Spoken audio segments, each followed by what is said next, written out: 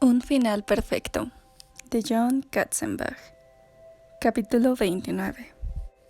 El policía que le tomó la declaración pensó que Pelirroja 3 estaba al borde de la histeria, pero el sargento era un veterano con 21 años de experiencia en el cuerpo y 2 hijas mellizas de 14 años en casa, así que estaba acostumbrado a manejarse con el sonido agudo de las adolescentes, que utilizan como lenguaje en situaciones de estrés. Aunque en secreto deseaba que todas tuvieran un control de volumen que se pudiera graduar para bajarlo un poco. En su libreta escribió frases como «la he visto saltar» y «ha desaparecido por el borde» y «en un momento dado estaba ahí de pie y al otro había desaparecido», que Jordan había saltado a toda velocidad entre sollozos. Él había intentado que la adolescente describiera con exactitud a la mujer que había visto saltar desde el puente, pero Jordan, con los ojos desorbitados, se limitaba a mover los brazos y a decir ropa oscura, abrigo, gorro, altura normal, 30 y tantos. El policía interrogó al entrenador, al ayudante del entrenador y a las otras jugadoras. Nadie había visto lo que Jordan vio. Todos dieron razones plausibles para explicar por qué su atención estaba en otra parte.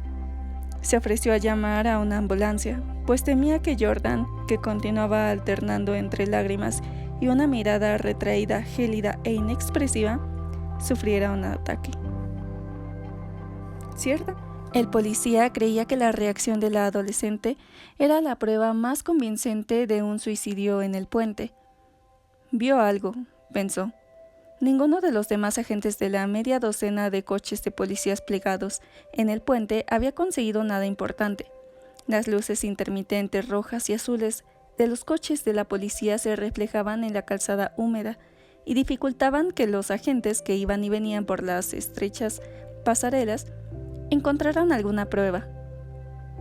Los potentes focos dirigidos a las aguas que fluían con rapidez hacia resaltar pequeños trozos de la superficie negra del río medían la inspección ocular de la zona, que se encontraron pocos indicios de suicidio.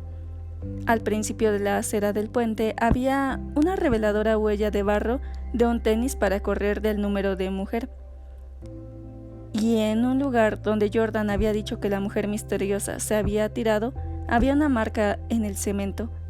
Sin embargo, la falta total de indicaciones manifiestas de un puente no sorprendieron al policía. No era la primera vez que tenía que ir al puente porque habían informado de un suicidio. Era uno de los lugares preferidos de los suicidas. Sobraba mucha desesperación en la pequeña y decadente población dedicada a la industria textil, donde los trabajos en las fábricas habían sido reemplazados por las drogas ilegales. Él, como muchos de sus conciudadanos, sabía que las fuertes corrientes podían arrastrar un cuerpo río abajo, quizás hacia la planta depuradora, posiblemente hacia las cataratas. La fuerza de las aguas implacables podría arrastrarlo kilómetros abajo. También se podía dar el caso de que el cuerpo quedara atrapado entre los desechos que ensuciaban el lecho del río. A veces la policía había tardado semanas en recuperar los cuerpos de las personas que se habían lanzado desde el puente, y algunos nunca se encontraron. Ya estaba escribiendo en su mente el informe que iba a dejar a los agentes de la mañana. El seguimiento del caso les correspondería a ellos: identificar a la persona, notificar a sus familiares. El hecho de que para el policía no pareciera haber una prueba fehaciente no significaba que no hubiera sucedido. Quería terminar con su parte del caso. Buzos de la policía y la tripulación de un barco patrulla esperarían hasta que se hiciera de día para empezar con la búsqueda del cadáver. No se pondrán contentos cuando reciban esta orden, pensó. Era un trabajo oscuro y difícil en aguas negras como de la tinta, y con toda probabilidad una tarea totalmente inútil. Lo más probable es que el cadáver aparezca por accidente. Puede que un pescador lo enganche algún día este verano. Una buena sorpresa al enrollar el sedal. Puso una mano sobre el hombro de Jordan. ¿Quieres que llame a una ambulancia y que te vea el médico?, preguntó con suavidad, pasando de tono de voz de policía al de padre. Jordan negó con la cabeza. «Estoy bien», contestó. «Tenemos personal de apoyo en la escuela que puede ayudarte si lo necesita». «Especialistas con experiencias traumáticas», interrumpió el entrenador. El policía asintió lentamente con la cabeza. Le sonaba un poco presuntuoso. «¿Estás segura?», preguntó de nuevo, dirigiendo la pregunta a Jordan. No le gustaba el entrenador, parecía un poco enfadado con todo el asunto. Como si fuera una gran molestia que una mujer se suicide justo cuando pasas tú, pensó el agente. «No me cuesta nada llamar», agregó, dirigiéndose a Jordan, que se enjugaba los ojos con el dorso de la mano y cuya respiración acelerada parecía ya más normal. No le importaba hacer esperar un poco más al entrenador en el puente, bajo la fría llovizna. Además, por experiencia sabía que los servicios de emergencias sanitarias eran mucho mejor para tratar ese tipo de choques emocionales que cualquier otro. «Gracias», repuso Jordan. Su voz parecía tener un poco más de fuerza. «Pero estoy bien. Lo único que quiero es volver a la escuela». El policía se encogió de hombros. Siempre le resultaba tentador ver a través de los ojos de sus hijas a cualquier joven normal atrapado en una cuestión policíaca. Pero sus años como policía lo habían hecho más duro y le habían dado un aspecto más seco. Tenía las declaraciones. Tenía los teléfonos de contacto de todos los pasajeros de la furgoneta. Habían ordenado a otros agentes que continuaran con el infructuoso registro de la zona. Había hecho todo lo que estaba en sus manos esa noche. El policía vio que el entrenador marcaba un número de su celular. «¿A quién llama?», preguntó. «A la dirección de la escuela», repuso el entrenador. «Querrá saber por qué nos retrasamos. El comedor tiene que estar abierto y se encargará de que alguien hable con Jordan esta noche si es necesario». El policía pensó que en realidad lo que el entrenador pretendía era cerciorarse de que no lo culparan de retraso a regresar a la escuela. «Bien», dijo, «pueden marcharse. Si necesitamos algún seguimiento, un agente se pondrá en contacto con ustedes. Tendrán que llamar a la oficina del director si quiere hablar con alguna de las chicas», repuso el entrenador. «¿Ah, sí?», contestó el policía. No añadió, por supuesto, que era lo que pensaba. Simplemente dejó que el tono escéptico que había utilizado con esas dos palabras transmitiera esa impresión. Observó cómo el equipo se subía a la furgoneta. Algunas de las chicas todavía parecían afectadas e iban de la mano o abrazadas. Se dio cuenta de que a Jordan nadie le puso un brazo sobre los hombros, como para consolarla, y confió en que sus hijas fueran más sensibles. El policía observó que Jordan iba hasta el fondo de la furgoneta y que se sentaba sola. Le dijo adiós cariñosamente con la mano, algo no muy profesional, pero que le salió de forma natural. Se puso contento cuando vio una sonrisa fugaz en el rostro de Jordan y que tímidamente le devolvía el saludo. «Malditos chicos, qué crueles pueden ser», pensó. Sabía que no llegaría a casa antes de que sus hijas se recostaran, pero decidió que iría a verlas y a lo mejor se quedaría unos minutos observando sus rostros dormidos. Sabía que su mujer entendería por qué lo hacía y que no haría ninguna pregunta. No fue hasta la mañana siguiente, temprano, cuando los agentes asignados para completar la investigación del suicidio recibieron una llamada de 2 empleados de la oficina local de registro de vehículos. Mientras estaban en la parada esperando el autobús, vieron el sobre de Pelirroja 2, que había clavado en el árbol, y diligentemente cumplieron lo que decía en su exterior, y llamaron a la policía. Habían sido lo bastante inteligentes como para no tocar nada, y lo bastante entregados como para esperar a que llegara un agente y tomara la nota y la fotografía, a pesar de que esto implicaría que llegarían tarde a trabajar. Más o menos a la misma hora, Pelirroja 1 estaba sentada frente a una mujer tan solo un poco más joven que ella, pero del doble del tamaño. La mujer llevaba el pelo muy corto y tenía unos brazos enormes y un contorno acorde. Media docena de aretes como mínimo perforaba su oreja, y debajo de la blusa asomaba el borde de un tatuaje. Era el tipo de mujer que daba la sensación de que iba al trabajo en una Harley Davidson y que por diversión retaba a los leñadores a jugar a las vencidas, que rara vez perdía. Sin embargo, a Karen le sorprendió su suave tono de voz. «Esto es lo que podemos hacer», propuso la mujer. «Podemos proteger a su amiga, podemos proteger a sus hijos, podemos encontrarle un lugar seguro como transición a una nueva vida. Podemos ayudarlos con el asesoramiento de asistentes sociales y con ayuda legal mientras se adaptan. También les podemos proporcionar terapeutas, porque una serie de psiquiatras muy destacados de la zona hacen trabajo voluntario con nosotros. Podemos ayudarles a empezar de nuevo». «Sí», dijo Karen, porque percibió un pero al final. «No hay nada infalible», repuso la mujer. El sonido distante de unos niños riendo traspasaba las paredes. Karen supuso que provenía de una guardería que debía de haber arriba. «¿Qué quiere decir?», preguntó Karen. La mujer se reclinó en la silla de su escritorio, balanceándose hacia atrás como si descansara, pero con la mirada fija en el rostro de Karen, calibrando sus reacciones. «Por ley estoy obligada a decirlo». «Pero hay algo más, ¿no es así?», preguntó Karen. La enorme mujer suspiró.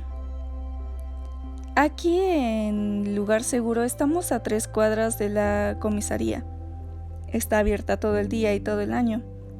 El tiempo de respuesta desde allí hasta nuestra puerta después de una llamada al 911 es de menos de 90 segundos. Tenemos un acuerdo con la policía. Tenemos una contraseña que todo el personal y todos nuestros clientes conocen. Eso significa que algún hombre se ha presentado con intención de hacer algo violento y la policía ha respondido con contundencia, con las armas desenfundadas.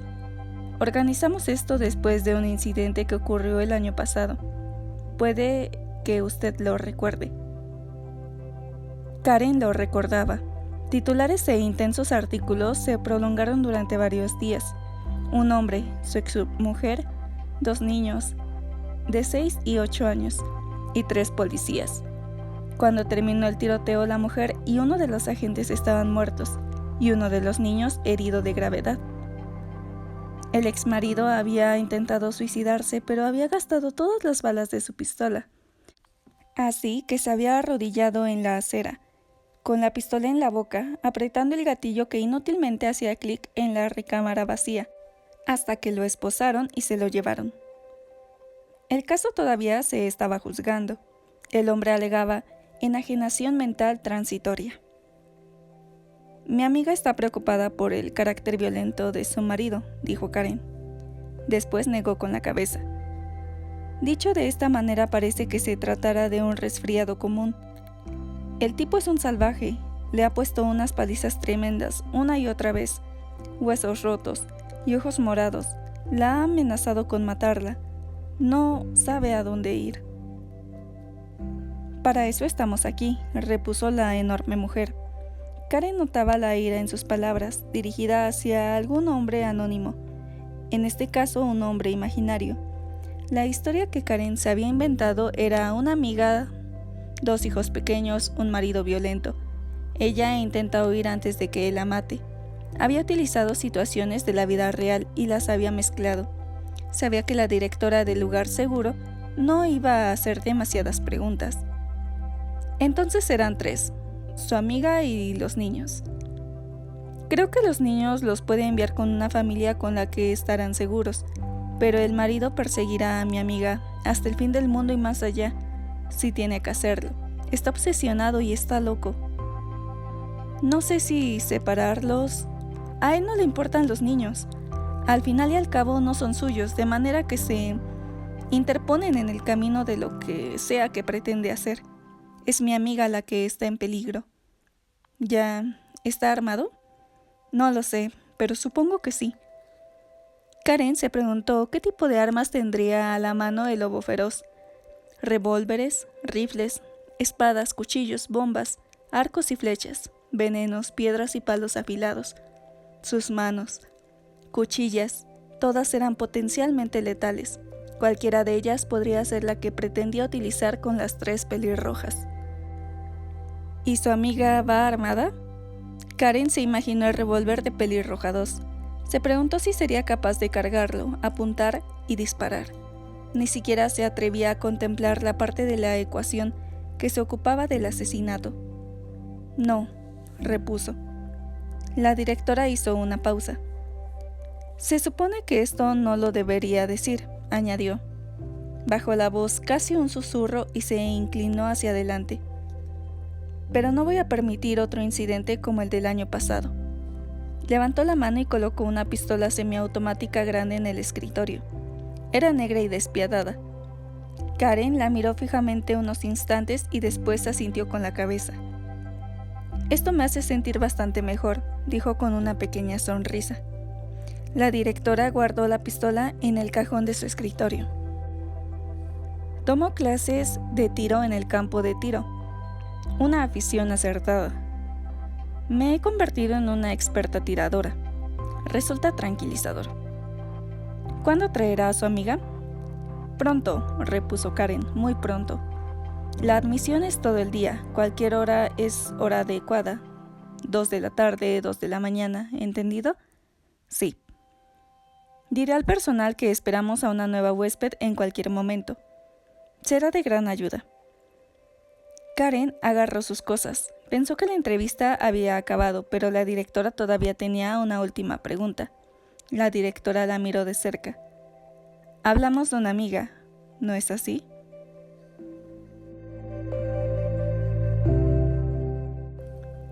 Pelirroja 1 solo tenía que hacer una parada antes de dirigirse a su consulta para el resto de la jornada. Era un lugar donde había estado muchas veces antes, pero que incluso con su formación médica y su experiencia como doctora, le parecía irreprimiblemente triste. Una de las cosas que siempre había notado en el hospital para enfermos terminales era que las luces de la entrada eran brillantes, fluorescentes, cegadores e implacables, pero que a su medida que uno se adentraba en el edificio se suavizaban. Las sombras se hacían mayores y las paredes blancas adoptaban tonos gris amarillento. El edificio en sí parecía reflejar el proceso de morir. Gaitas, recordó en su última visita. Las enfermeras del hospital se sorprendieron un poco al ver a Karen. No la habían llamado. Solo vengo a revisar unos antiguos papeles, explicó Karen con aire despreocupado al pasar por delante de los escritorios, donde las enfermeras se reunían cuando se tomaban breves descansos de la implacabilidad de la muerte que llenaba todas las habitaciones. Sabía que esa explicación era más que suficiente para tener privacidad. Entró en una pequeña habitación lateral que tenía de fondo una fotocopiadora, una máquina de café en una mesa y 3 archiveros grandes de metal negro. No tardó mucho tiempo en encontrar la carpeta de papel manila que necesitaba. Se la llevó a su escritorio. Por un momento lo tentó el paquete viejo de cigarros, cuidadosamente marcado, que la esperaba en el primer cajón. Se dio cuenta de que no había fumado en varios días. Bien por ti, señor lobo feroz, pensó. Puede que me hayas ayudado a dejar el vicio de una vez por todas. Así que cuando me mates me estarás salvando de un final realmente horrible. No sé cómo agradecértelo. Cáncer era lo que buscaba en el informe. No exactamente la enfermedad, pero era lo que había matado a la persona cuyo informe extendió sobre su escritorio. Cynthia Harrison. Un nombre bastante común, pensó Karen. Eso es bueno. 38 años, joven para un cáncer de mama. Eso era triste, pero solo 3 años mayor que Pelirroja 2. Marido, sin hijos. Probablemente así es como descubrió la mala noticia. Cuando no pudo concebir, empezaron a hacerle las pruebas rutinarias de fertilidad y en los resultados aparecieron algunas indicaciones preocupantes. Después, debió ser una rápida sucesión de médicos, tratamientos y un dolor interminable. Solo 3 semanas en el hospital para terminales. Luego de las sesiones de radioterapia fallidas, seguidas de cirugía igualmente fallidas. La enviaron aquí porque es el lugar menos caro para morir. Si se hubiera quedado en el hospital, les hubiera costado miles de dólares. Y sabían que solo les quedaba un tiempo suficiente para que la familia hiciera las disposiciones adecuadas. Comprobó la información de la funeraria y vio cuál de sus compañeros había firmado el certificado de defunción. Había sido el cirujano. Probablemente quería firmar y olvidar su fracaso. Notó toda la información necesaria en un blog. Datos relevantes de Cynthia Harrison: fecha de nacimiento, lugar de nacimiento, último domicilio, profesión, familiares más cercanos, número de seguridad social. Historia médica relevante: altura, peso, color de ojos, color de pelo. Karen buscó el máximo de detalles en el extenso informe del hospital. Después caminó por el pasillo en dirección a uno de los puestos de enfermería. Se trataba de la sencilla tarea de encontrar una bolsa de plástico roja con la leyenda "Peligro, residuos médicos infecciosos", y un recipiente grande sellado donde se tiraban las agujas, los recipientes de muestras y cualquier cosa que hubiera podido contaminarse con un potente virus o con bacterias letales. «Lo siento, Cynthia», susurró. «Me hubiera gustado conocerte». «Aunque ahora ya te conozco». Karen terminó el pensamiento. Enrolló bien el informe, lo metió en la bolsa de plástico y la selló con cuidado antes de introducirlo al recipiente cerrado, diseñado con el único propósito de mantener a todo el mundo sano y salvo.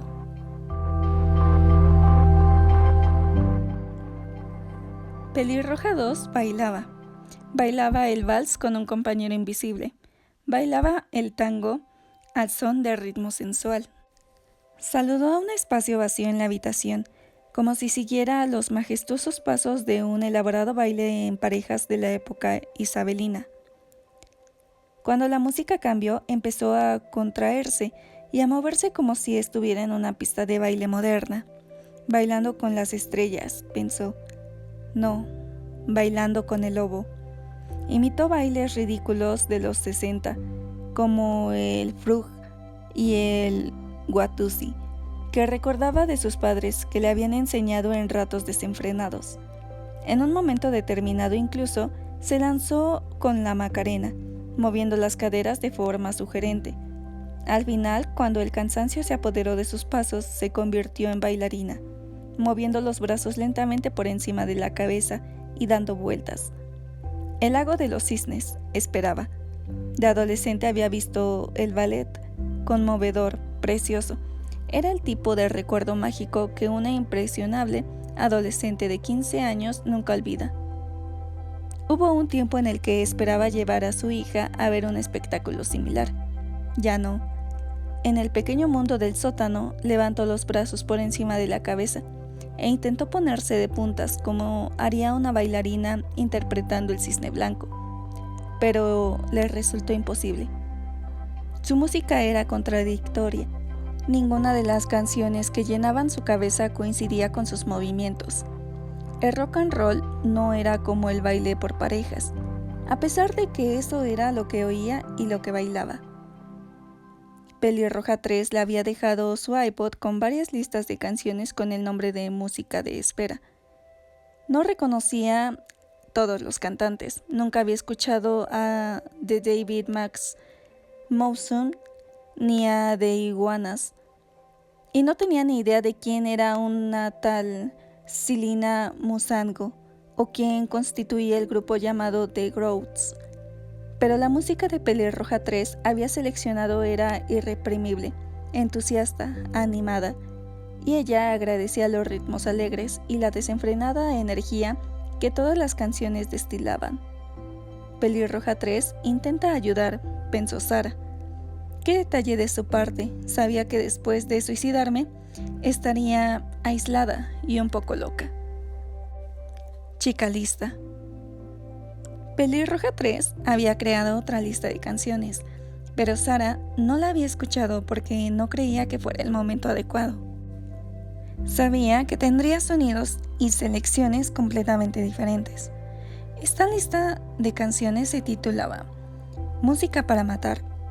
Cuando por fin la venció el cansancio, Sara se quitó los audífonos y se desplomó en el suelo de cemento del sótano de Pelirroja 1.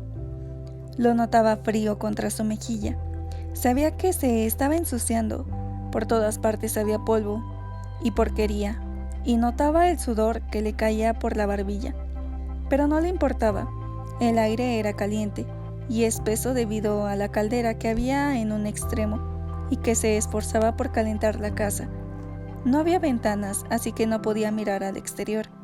Solo sabía que estaba escondida y que incluso aunque el lobo feroz estuviera estacionado en el exterior, vigilando la puerta principal, no podría verla.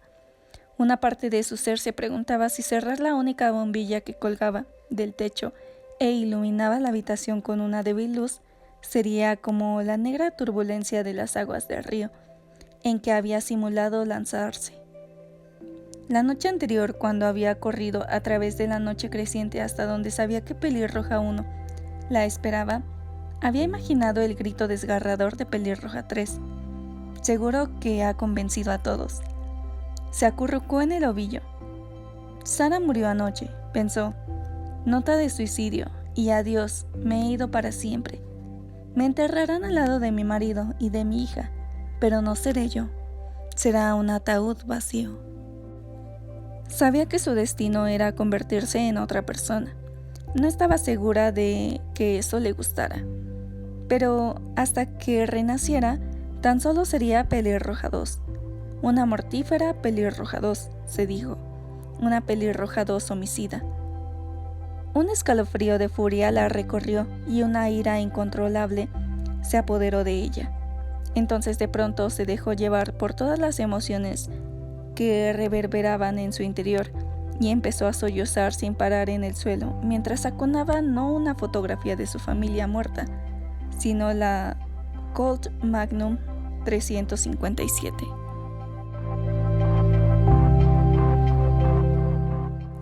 Capítulo 30. El lobo feroz dio un grito ahogado y después empezó a chillar una retahíla incomprensible de maldiciones. Se volvió y tuvo que reprimirse para no golpear la pared de la cocina. En su lugar estrujó en su puño la sección de noticias locales del periódico y cerró los ojos como si alguien estuviera arañando un pizarrón con las uñas e hiciera un ruido que agrediera cada terminación nerviosa de su cuerpo. Debajo de sus dedos tenía el titular de un breve artículo. Antigua maestra, presunto suicidio. No, maldita sea, no, bramó con ira repentina e incontrolable. Una luz brillante se reflejaba en la superficie del río. Al fin había dejado de llover y la temperatura había subido un poco. El viento había parado de soplar y el sol de la mañana había aparecido en un cielo azul sin nubes. Una pequeña muchedumbre se había congregado en el puente, apoyada en la barrera de cemento de poca altura y mirando la actividad abajo. Un reducido equipo de noticias parecía aburrido. La cámara de hombros yacía inútil en el suelo. Junto a la rueda de su furgoneta, los coches que pasaban por el puente disminuían la velocidad y sus ocupantes miraban con la boca abierta la actividad antes de acelerar. 3 mujeres hispanas, cada una empujando una sillita de paseo con un bebé, se habían detenido y hablaban deprisa y gesticulaban señalando la superficie plana del agua negra. Una mujer cruzó rápidamente 3 veces. El lobo feroz se deslizó entre un par de hombres no mucho mayores que él. Sabía que los dos serían observadores y que compartirían sus opiniones de buena gana. Fumaban y dejaban que las volutas de humo llenasen el aire de un olor acre. «Te lo digo yo, no van a encontrar nada», dijo uno de los hombres con seguridad, a pesar de que no le habían preguntado nada. Llevaba un abrigo gris andrajoso y un sombrero de fieltro gastado, calado en frente curtida. Se protegió los ojos del sol de la mañana con la mano. «Yo no me metería ahí», repuso su compañero, «ni siquiera con una cuerda de seguridad. Tendrían que poner carteles de prohibido bañarse por todo el puente». Sí, no están buscando a ninguna nadadora. Los dos hombres gruñeron, en señal de asentimiento. A 30 metros de los pilares del puente había dos pequeñas lanchas fuera borda de aluminio, dos policías con trajes de buzos negros y dos botellas de oxígeno cada uno se turnaban para sumergirse en el río, mientras otros sujetaban cuerdas y maniobraban las lanchas en la fuerte corriente. El lobo feroz observaba con detenimiento. Había algo fascinante en la forma en que desaparecía un buzo, dejando un rastro de burbujas y una ligera alteración en la superficie del agua, para emerger al cabo de unos instantes, luchando contra la fuerte corriente del río. Percibía la frustración y el cansancio cuando sacaban los buzos del agua y las lanchas se dirigían a una ubicación distinta. Una búsqueda por cuadrículas, pensó el lobo feroz. Procedimiento policíaco estándar. Dividir la zona en segmentos manejables e inspeccionar cada uno de ellos antes de pasar al siguiente. ¿Han encontrado algo?, preguntó a los hombres, que sin duda llevaban toda la mañana mirando. Utilizó un tono de mera curiosidad, escogido con cuidado. Algunas porquerías, como una chamarra de niño o algo así. Esos los ha tenido entusiasmados un rato, y los dos tipos se han sumergido unos 15 minutos, pero nada más. Así que ahora van de un lado a otro, supongo que con la esperanza de tener suerte. A veces pesco en ese tramo, añadió su compañero, pero nadie es tan tonto como para acercarse al río antes del verano, cuando bajase un nivel. Al menos nadie que quiera vivir. Este otro viejo lleva una gorra de béisbol con su nombre USS Oriskany, un portaaviones de la época de la guerra de Vietnam, retirado del servicio, que fue hundido para formar un arrecife artificial. La gorra tenía una visera deshilachada. El lobo feroz se dio cuenta de que tenía unas manos nudosas llenas de cicatrices, como las raíces de un vetusto roble. Te digo que no van a encontrar nada, repitió el otro hombre. Lo único que hacen es malgastar el dinero de nuestros impuestos. Compran todos estos sofisticados aparatos de buceo y no tienen oportunidad de utilizarlos. Enseguida se van a rendir, dijo el de la gorra al lado del sombrero. El lobo feroz decidió seguir observando, pero pensó que probablemente el viejo tenía razón. No van a encontrar nada. Puede, pensó, que no haya nada que encontrar. Pero no estaba seguro, cosa que lo irritaba demasiado. Sabía que la certeza era la base del asesinato. Pequeños detalles y valoraciones exactas. A veces se consideraba un contable del asesinato. Este era uno de esos momentos en que la atención al detalle era decisiva. Es como hacer una declaración de una renta sobre la muerte. Quizá la haya matado, pensó. Ciertamente la intensa presión que había ejercido el lobo feroz era suficiente para empujar a una persona a suicidarse. Si sabes que están a punto de asesinarte, ¿no preferirías suicidarte? Tenía cierto sentido. Pero pensó en los prisioneros que esperaban su ejecución y que se ahorcaban en sus celdas o en las personas a las que les diagnostican una enfermedad terminal. Le vino a la mente la imagen de los desgraciados agentes financieros y oficinistas que se lanzaron al vacío desde las Torres Gemelas el 11 de septiembre. La incertidumbre de esperar a que te maten puede ser mucho peor que el dolor del suicidio. Y sabía que Pelirroja 2 era la más débil de las tres. Si se había tirado al río, bueno, pues era casi lo mismo que si la hubiera estrangulado él. Por un momento sintió la tensión en las manos, como si rodearan el cuello de Pelirroja 2 y la estuviera estrangulando debajo de él. Verdaderamente merece la pena hacer una muesca en la pistola, se dijo, pensando como un viejo pistolero del oeste. La muerte es como la verdad, responde las preguntas. Pensó que tenía que recordarlo para ponerlo en el siguiente capítulo. Quizá pudiera reivindicar legítimamente su muerte junto con el asesinato de las otras dos. Consideró esta posibilidad y pensó que la ira que le había embargado podría haber estado mal enfocada. Los lectores estarán intrigados con la idea de que he logrado que se quite la vida. Será espeluznante. Como todas esas personas disminuyendo la velocidad en el puente para intentar ver algo, los lectores necesitarán ver lo que sucede después. Hará que se sientan más intranquilos por Pelirroja 1 y Pelirroja 3. Y eso supondrá que los últimos días de las pelirrojas que queden sean más fáciles de manejar con una parada menos en el camino de la muerte. Como un periodista que reúne los elementos de un artículo con una fecha de entrega y que ha de ser publicado en un futuro cercano, el lobo feroz miró a su alrededor. Se fijó en los policías que trabajaban en el río, contó las personas que observaban desde el puente, se percató del equipo de noticias que guardaba las cámaras y los aparatos de sonido, y se preparaba para irse en busca de una historia mejor, más importante. Esto lo hizo sonreír. No lo saben, pensó, pero esta es la mejor historia de toda la zona, con diferencia. Sonrió, pero esta historia es toda mía. El lobo feroz decidió que daría a los agentes que peinaban en el río media hora más para que sacaran a Pelirroja 2 de la negra corriente, pero no más. Se instaló en su atalaya sobre el río y esperó las respuestas que en realidad no pensaba obtener. Mientras miraba, formuló otras maneras de encontrar esas mismas respuestas. El director se apoyó en la puerta y esbozó una leve sonrisa a la señora del lobo feroz.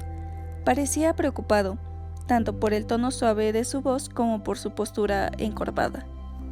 ¿Ha leído el informe del entrenador del equipo de básquetbol? Han tenido un viaje de regreso a la escuela muy movido. Mientras decía eso, negaba con la cabeza. En la pantalla de la computadora, la señora del lobo feroz tenía una copia del informe de una sola página, que el entrenador había enviado por correo electrónico al director. Se trataba de una corta descripción, tan solo un breve informe de las razones del retraso de su regreso después de la victoria. Tuvo la clara impresión de que el entrenador hubiera preferido escribir sobre la victoria, no sobre lo sucedido después. Hizo un gesto de asentimiento al director con la cabeza. Envió una nota y un correo electrónico de seguimiento al profesor de historia de Jordan Ellis. Esa es la clase que tiene la próxima hora. Dígale que envíe a Jordan a mi oficina antes del almuerzo. Ahora mismo, repuso la señora del lobo feroz jovialmente. Dígale que la quiero ver, añadió el director después de pensar unos segundos. Tecleó unos mensajes. Después de enviarlos, abrió el horario de Jordan en la pantalla. Después miró el reloj de la pared y supuso que Jordan cruzaría la puerta de la oficina a las 11. Se equivocó por 2 minutos. Jordan parecía distraída, como con prisa. La señora del lobo feroz adoptó su expresión más compasiva y utilizó su tono de voz más comprensivo. Dios mío, anoche tuvo que ser terrible. Me imagino cuánto te asustaste. Tuvo que ser horrible para ti y tan triste. Estoy bien, repuso Jordan con brusquedad. ¿Está en la oficina? Hizo un gesto señalando la oficina interior. Te está esperando, ya puedes pasar. La señora del lobo feroz sintió cómo se le aceleraba el corazón. No se había dado cuenta de lo emocionante que iba a ser para ella estar cerca de Jordan, saber que era un modelo literario de una víctima de asesinato. De repente se sintió viva, como si estuviera atrapada en el remolino de creación de secretos. Las respuestas hurañas de Jordan y su actitud despectiva hicieron que la señora del lobo feroz asintiese con la cabeza con total comprensión. No me extraña que la haya elegido. De repente encontraba cientos de razones para matar a Jordan. Mátala, pensó la señora del lobo feroz, en el libro. Las manos le temblaban ligeramente, estremeciéndose con una deliciosa especie de intriga. Es como si estuviera atrapada en mi propia novela, se dijo. La señora del lobo feroz sintió que resbalaba, como si se deslizara en un mundo de doble ficción, y la realidad ya no eran tan distintas. Era como introducirse en un baño caliente y relajante. Jordan pasó por delante de su escritorio a grandes zancadas, y la señora del lobo feroz la observó por detrás. De pronto veía la arrogancia, el egoísmo, el aislamiento de adolescente y el carácter desagradable presentes en cada una de sus zancadas. Respiraba de forma superficial y tenía ganas de soltar una carcajada. Era como cuando te hacen partícipe de un secreto enorme y maravilloso. De repente podía imaginar todo el proceso de la escritura, convertir a una joven privilegiada y egoísta en personaje de una novela. Era como estar presente en la creación, pensó, aunque admitía que tal vez eso fuera exagerar un poco. Jordan no había cerrado la puerta de la oficina interior del director, que era lo que suponía que tenía que hacer. Normalmente la señora del lobo feroz se hubiera levantado con el resoplido y la hubiera cerrado enfadada para darle privacidad al director cuando hablaba con una alumna, especialmente con una de tantos problemas con las notas de Jordan.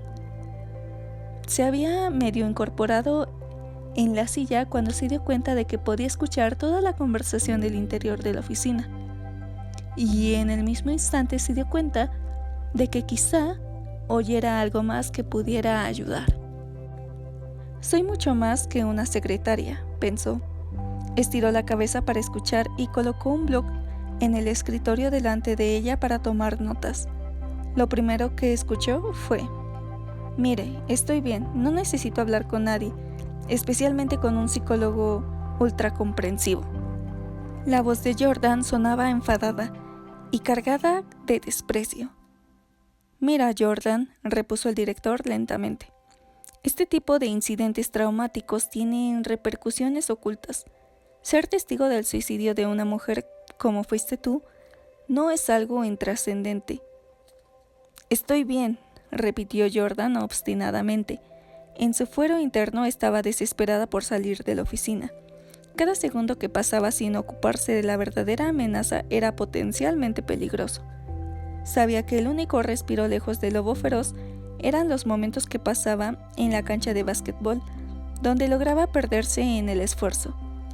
Quería gritarle al director: «¿No sabe que estoy haciendo algo 1000 veces más importante que una clase o una sesión con un psiquiatra o cualquier cosa que pueda imaginar en su pequeña mente cerrada de escuela privada?» No dijo nada de esto. En cambio, sintió una tensión en su interior que apretaba como un nudo y sabía que tenía que decir lo adecuado para poder salir y regresar a otro asunto más serio, que consistía en evitar ser asesinada. «Bueno, bien, te creo», continuó el director, «y me fiaré de tus palabras, pero insisto en que veas a alguien. Si lo haces y el médico te da de alta y te dice que todo está bien, entonces ya está. Pero quiero que te vea un profesional. ¿Dormiste anoche?» «Sí, 8 horas, dormí como un bebé». Jordan salió con un cliché, aunque en realidad no imaginaba que el director le creyera. Negó con la cabeza. «Lo dudo, Jordan», dijo. No añadió: «¿Por qué me mientes?», aunque eso es lo que le pasó por la cabeza. Le entregó un papel. «A las 6 en punto, esta tarde en el centro médico para el alumnado. Te estarán esperando». Bueno, iré, si eso es lo que quiere», repuso Jordan. «Eso es lo que quiero», contestó el director, «pero también debería ser lo que tú quieres». Intentó decirlo con un tono más suave, más comprensivo, pero era como tirar palabras a una playa pedregosa, pensó. «¿Puedo irme?» «Sí», suspiró el director. «A las 6 en punto, y si no te presentas, nos volveremos a ver aquí mañana por la mañana, y haremos lo mismo de nuevo, solo que esta vez haré que te acompañen a la cita». Jordan metió el papel de la cita en la mochila, se levantó y salió sin decir nada más. El director la observó al marchar, y pensó que jamás había visto a nadie tan decidido como Jordan a tirar por la borda cualquier oportunidad. Fuera de la oficina, la señora del lobo feroz se apresuró a anotar todo lo que había oído. 6 de la tarde, centro médico para el alumnado. Levantó la vista cuando Jordan pasó por delante de ella y agarró el teléfono. La adolescente ni siquiera miró en su dirección.